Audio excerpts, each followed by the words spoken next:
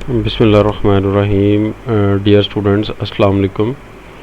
आज जिस वीडियो को मैं लेकर आया हूँ वो है माइक्रोसॉफ्ट एक्सेल के बारे में, जिसमें वेरी बेसिक कॉन्सेप्ट्स हम डिस्कस करेंगे। इसमें देखें लेफ़्ट साइड पे, अगर आप देखें इस विंडो में तो ये आपको कुछ नंबर्स आ रहे हैं, फिगर्स नज़र आ रही हैं 1 2 3 4 5 6 ऐसे सो ऑन, ये चलता जा रहा है टिल 37। ये और भी होती हैं, अगर मैं स्क्रॉल करूं तो और भी नीचे आएंगी, ये बहुत ज़्यादा तादाद में होती है। इसके बाद अगर हम यहाँ पे देखें तो ये हैं कॉलम्स, और कॉलम्स के नाम हैं ABCDEFGH, और ये भी हज़ारों लाखों की तादाद में होते हैं। रोज़ भी लाखों हैं और कॉलम्स भी लाखों हैं। अब अगर हम यहाँ पे थोड़ा सा ऊपर गौर करें इस जगह पे, तो यहाँ पे आप देख रहे हैं कि ये कुछ लिखा हुआ है D11। What is D11? तो यहाँ पे देखना हमने ये है कि D11 ये इस बॉक्स का नेम है। देखें 11th इसकी रो है और D इसका कॉलम है, तो यहाँ पे इसका नाम आ रहा है D11। अगर इसके ऊपर आप माउस ओवर करेंगे तो यहाँ पे ये बताएगा कि मैं क्या हूँ। इसे टूल टिप भी कहते हैं, स्क्रीन टिप भी कहते हैं। इसके ऊपर माउस ओवर करेंगे तो ये कह रहा है जी मैं नेम बॉक्स हूँ। तो यहाँ पे हर सेल का नेम है, हर सेल की एक आइडेंटिटी है। ये देखें यहाँ पे क्या शो कर रहा है, O8,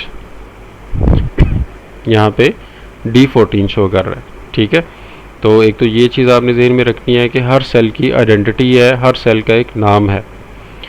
तो ये जानना आपके लिए बहुत ज़रूरी है, क्योंकि जब आप फार्मूलाज ऐड करेंगे, वैल्यूज़ को ऐड करेंगे, तो ये आपको बहुत हेल्प करेगा।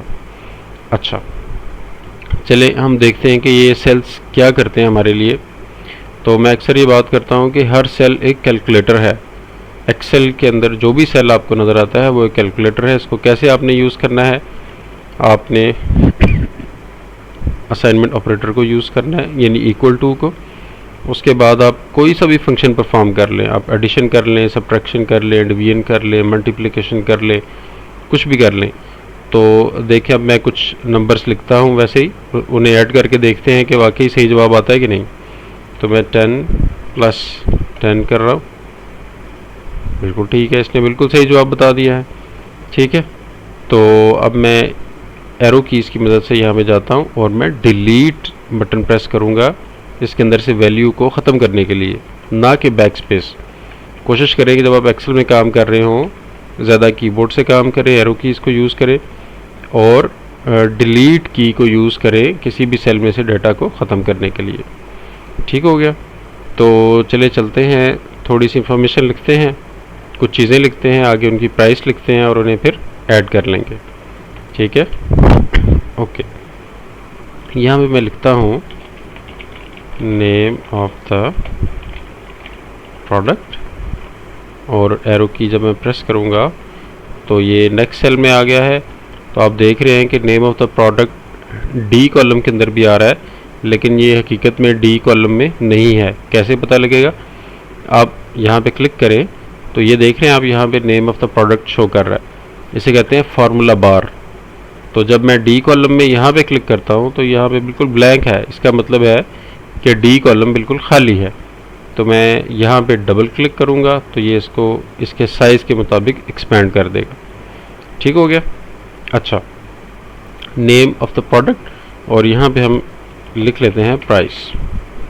ओके, तो यहाँ पे हम कुछ लिख लेते हैं, कुछ भी, शैम्पू लिख लेते हैं, शैम्पू की प्राइस लिख लेते हैं।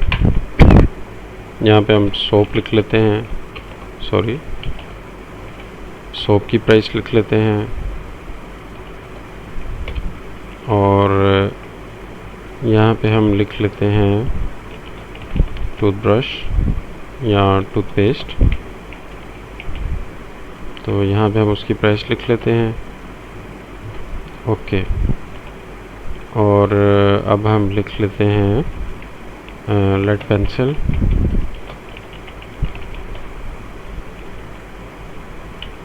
यहाँ पे हम उसकी प्राइस लिख लेते हैं।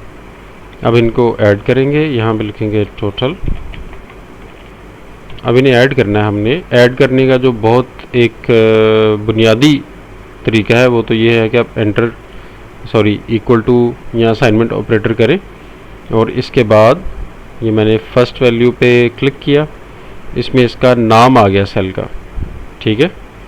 तो 250 जिस सेल में था उसका नाम आ गया, बिल्कुल ठीक है। प्लस ये वाला सेल यानी उससे नीचे वाला, प्लस उससे नीचे वाला सेल, प्लस आखिरी सेल और एंटर प्रेस कर दूँगा। ये देखिए मुझे बता रहा है कि 468 आंसर आ रहा है, जो कि बिल्कुल ठीक है। अब सोचने की बात ये है कि अगर ऐसे ही हमारी वैल्यूज़ ज़्यादा हों, ये तो हमारे पास कितनी थी, 4 प्रोडक्ट्स थी जिनकी हमने प्राइस ऐड कर ली, अगर ज़्यादा हों तो फिर क्या करेंगे, तो बल्कि कम भी हो तो ये वाला फंक्शन हरगिज़ अप्लाई नहीं करेंगे जैसे मैंने करके बताया है। ये है बिल्कुल बिगनर्स के लिए, कॉन्सेप्ट को समझाने के लिए, ठीक है।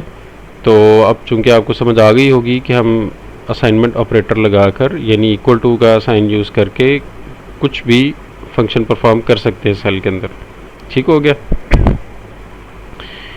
तो सॉरी, अब इन नंबर्स को फार्मूला के ज़रिए हम ऐड करेंगे। तो पहले मैं इसे डिलीट कर देता हूँ, डिलीट कर दिया। अब एक शॉर्टकट की है ऑल्ट इक्वल टू, क्या है, alt equal to. Alt equal to जब करता हूँ तो ये देखिए खुद ही इसने फार्मूला लगा दिया और कह रहा है कि सम कर रहा हूँ मैं D12 से लेके D15 तक। तो D12 में ये 250 है और D15 में 8 है और ये रेंज को शो कर रहा है, ठीक है। मतलब सम कर रहा है 250 से लेके 8 तक, यानी D12 से लेके D15 तक। ऑल्ट इक्वल टू करने के बाद आपने एंटर प्रेस कर देना है, तो ये खुद ही इन नंबर्स को क्या करेगा, ऐड कर देगा, ठीक हो गया।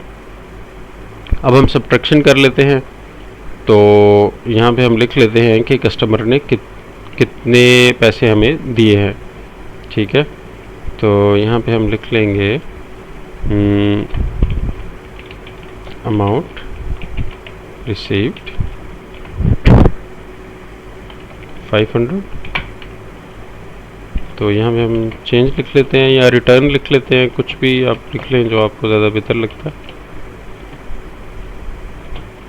ओके, मैं रिटर्न भी लिख देता हूँ कि कस्टमर को कितने पैसे जाएंगे, इक्वल टू ये 500 वाला सेल सिलेक्ट करें माइनस और ये वाला सेल सिलेक्ट कर दें, ठीक है।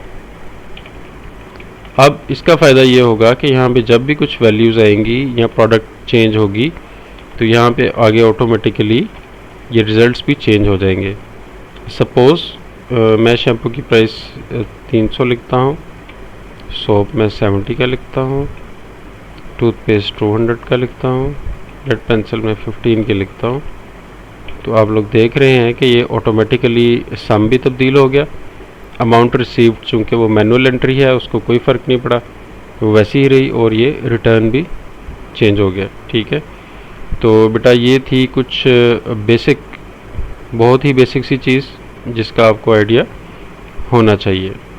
उम्मीद है आप लोगों को वीडियो पसंद आई होगी, तो लाइक भी कीजिएगा और सब्सक्राइब भी कीजिएगा। बहुत शुक्रिया, अल्लाह हाफिज़।